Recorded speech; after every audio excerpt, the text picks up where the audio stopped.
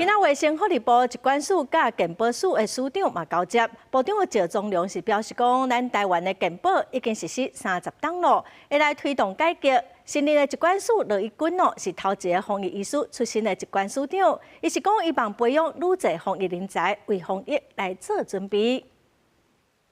交接应信。伫卫福部长赵忠良的见证之下，原地疾管署署长曾金祥甲应信交予新的疾管署署长罗一军。赵忠良致辞的时阵讲，罗一军今年47岁，学经历拢真出色，是头一个防疫医师出身的疾管署署长。新冠疫情的期间，罗一军伫咧记者会负责说明重要的防疫政策，挽回不实的信息，化解社会疑虑，有真好沟通的能力。相信未来一定会精进防疫的工作，嘛会培育更加侪防疫的人才。先后投入国内大小的疫情，包含 H7N9，包含狂犬病等等，10年磨一剑。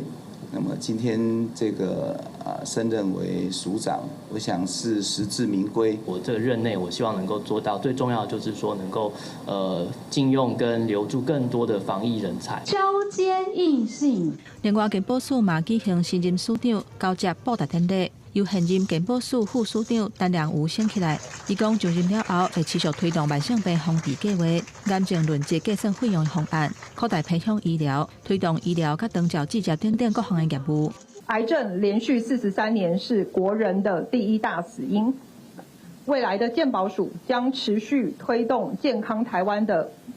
癌症奔月计划。卫福部初到早起连续举办2场署长交接的典礼，赵忠良强调讲，台湾健保已经实施30年，未来嘛会推动改革，尤其面对少子化甲高龄化，健保财务会多元性投入，而且改善医疗人员的工作环境，强化慢性病甲癌症的防治，持续推动健保数位转型，落实健康台湾的愿景。记者综合报道。